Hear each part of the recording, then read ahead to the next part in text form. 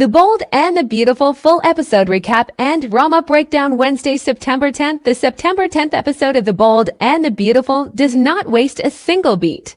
It brings fireworks, secrets, confrontations, and a surprise proposal that could reshape everything. The stakes are high, emotions are raw, and the ripple effects of each character's actions are about to crash hard. This episode delivers on all fronts: betrayal, romance, and bitter truths as storylines collide in dramatic fashion. At Forrester Creations, the air is tense with anticipation. Ridge Forrester arrives after a long and emotional conversation with Taylor Hayes. He's finally made the decision that's been dragging him down for months. He's chosen Brooke Logan.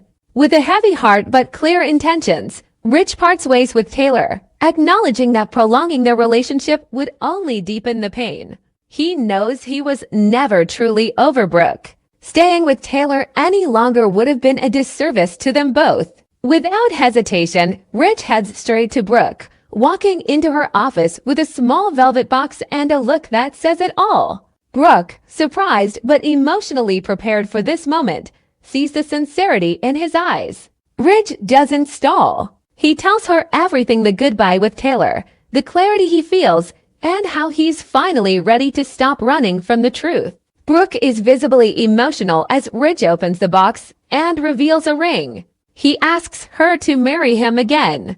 Brooke's response is immediate. She says yes, not with hesitation or conditions, but with a fierce conviction that she is, and always will be, Ridge's Logan. The history between them is too deep to deny. She promises Ridge that this time it will be different because now there are no lies left, no triangles, no uncertainty. They're both all in. Ridge slides the ring onto her finger, and the mood shifts into a private, intimate celebration. There's laughter, warmth, and the kind of giddy romance that only two people with decades of history can conjure. Brooke, however, briefly brings up Taylor not out of jealousy, but curiosity. She wants to understand the timing. Ridge assures her that his goodbye to Taylor was painful but necessary. He doesn't sugarcoat it. He admits Taylor wanted something real, and he tried to give it to her. But Brooke was always in his heart. Elsewhere, a completely different kind of tension unfolds. Will Spencer is stunned, not just surprised, but shaken as Luna Nozawa finally shows him her face. For Will, it's like seeing a ghost. Luna, whom he believed to be dead, stands alive and well before him. And worse, she's got a wild story he's not ready to hear. Luna's explanation is shocking. She reveals that Lee Finnegan, her aunt, secretly saved her after the supposed fatal incident, hiding her away from everyone, including Will. Why? That part remains murky. But what's crystal clear is that Luna's return isn't some peaceful homecoming.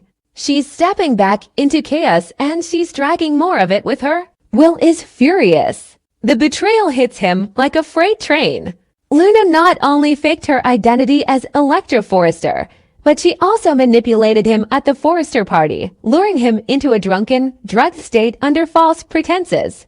Now, he begins piecing things together, suspecting that she may have been the one who drugged his drink in the first place. He's not just angry, he feels violated and humiliated. Trust is shattered. Their confrontation escalates rapidly. Luna tries to explain that she was coerced, that everything spiraled out of her control, but Will is having none of it. Her actions, no matter the justification, nearly destroyed his life. And now, seeing her alive and standing in front of him, he doesn't know whether to scream or collapse. Just as things hit a boiling point, Lee Finnegan walks in on the scene. She didn't expect to return to this raging, volatile explosion between her niece and the man who once loved her. The sight of Will yelling, Luna pleading, and the emotional wreckage in the room paints a clear picture. Secrets have consequences. Lee is forced to face what she's enabled by hiding Luna for so long. Meanwhile, another thread weaves quietly through the chaos. Daphne Rose makes her presence known, stepping back into the scene with poise and perfect timing. She crosses paths with Carter Walton, who's still caught between his growing connection with Hope Logan and the shadows of her past with Liam Spencer. Daphne doesn't hold back. She offers Carter not just advice, but a strategic emotional warning. Daphne reminds Carter of the storm that always brews around Hope and Liam. Their connection never fully fades, and anyone who tries to stand between them ends up hurt. She speaks from experience or perhaps intuition, but either way, the message is loud and clear. Carter can't build something real with Hope if she's still emotionally tethered to Liam. Carter wants to believe otherwise. He sees a future with Hope, something fresh, something genuine. But Daphne's words hit him where it hurts. Doubts begin to surface. Recent moments between Hope and Liam haven't escaped his notice. Their laughter, their long stares, the way they seem to fall into rhythm around each other, it's all becoming too obvious. This realization plants a seed. Carter begins questioning what's real and what's rebound. Is he just a safe space for Hope while she figures out her feelings for Liam? Or is he actually the one she wants? Daphne doesn't push him to walk away, she simply urges him to see things clearly before investing his heart too deeply.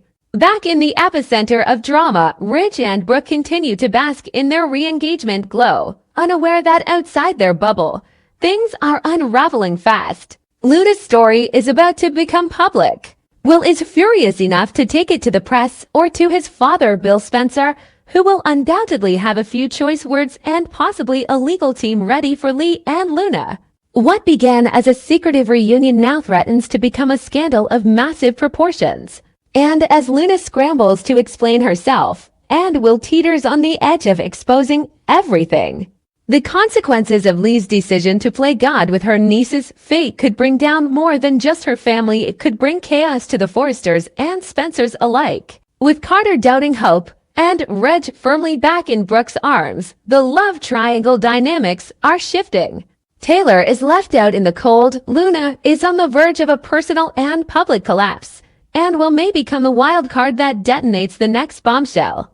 As the episode ends, there's no peace in sight. Only more questions, more anger, and more unraveling. Rich thinks the hard part is over. Brooke believes they've reached their happy ending. Will believes he's finally seen the truth. Luna believes she can fix what's broken. And Carter isn't sure what to believe anymore.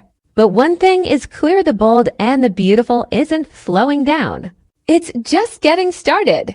The Bold and the Beautiful full-length episode storyline breakdown, Ridge's proposal, Thomas's betrayal, Taylor's retaliation. And a family at war. The heart of the Forrester family is about to explode. And nothing will ever be the same again. What was supposed to be a joyful moment, a long-awaited engagement between Ridge Forrester and Brooke Logan, turns into a thunderstorm of rage, betrayal, and ruthless ambition that rips through the very core of the family. This episode doesn't tiptoe. It kicks the door down and sets the entire chessboard ablaze. The tension begins building the moment Ridge walks into the central atrium of Forrester Creations, holding a ring box in one hand and years of conflicted emotions in the other. The buzz around the office has been relentless. Whispers of Ridge possibly proposing to Brooke have been floating through the halls like smoke before a wildfire. But few expected he'd do it like this in public, without warning, with so many eyes watching. Ridge doesn't hesitate. He drops to one knee. Right there. In the middle of the Forrester lobby, staff freeze in their tracks. Family members blink in disbelief. Cameras flash. A stunned silence falls. Brooke gasps, her hand covering her mouth, tears welling up in her eyes. Ridge looks up at her, not just as the woman he's loved for decades, but as the only woman he believes he's meant to be with. He asks her to marry him, again, this time forever. He declares that all the missteps, all the back and forth, all the heartbreak have led to this clarity. She's his Logan, and he's finally ready to stop looking elsewhere. Brooke is overwhelmed, nods, then says yes. The crowd erupts into cheers, but it's not applause from everyone. Standing just a few feet away is Thomas Forrester, and his face is a mask of fury. What began as disbelief curdles into betrayal. Again, he's been down this road too many times. He had believed Ridge was finally building a real future with Taylor Hayes, his mother. That their family unit, long fractured, was finally healing. But now, with Rich publicly proposing to Brooke, that fragile hope dies right in front of him. Thomas doesn't hold back. He doesn't retreat into silence or mask his anger. He lashes out. He storms toward Rich and Brooke mid-proposal and unleashes years of pent-up resentment. He accuses Rich of using Taylor, of stringing her along just to crash back into Brooke's arms. He calls it selfish, manipulative, and cowardly. His voice echoes off the polished floors of the Forrester headquarters. The crowd of employees and executives parts as Thomas makes his fury known. Brooke clutches the ring box tighter. Rich stands speechless for a beat. Taylor Hayes, watching from the sideline, manages a tight, forced smile. Her face is composed, but her hands tremble ever so slightly. She doesn't interrupt. She doesn't speak up. Instead, she turns and walks away from the scene, her heels clicking across the marble floor like punctuation marks of heartbreak. But Taylor is not simply walking away. She's retreating with a purpose. She's already planning her next move. Taylor, behind the scenes, begins quietly collecting support. She doesn't scream or sabotage. She gathers allies. She approaches Zende, Finn, and even Donna, appealing to their doubts, their sense of justice, their loyalty. She paints a picture of Ridge as emotionally unreliable, of Brooke as divisive. She doesn't ask for revenge, she asks for balance. And through calm reasoning, she starts turning the tide. What Taylor wants now is not just Ridge back, she wants control. She wants to take back the family narrative. She wants a seat at the head of the table. Meanwhile, Eric Forrester, the patriarch who once could calm any storm, makes it worse. Believing he's doing the right thing, Eric congratulates Ridge and Brooke publicly. He gives them his blessing. His toast is heartfelt, sincere, and nostalgic, but it lands like a slap in the face to Thomas. Eric talks about keeping the family together while effectively taking sides. Thomas snaps. He sees this not as unity, but as erasure.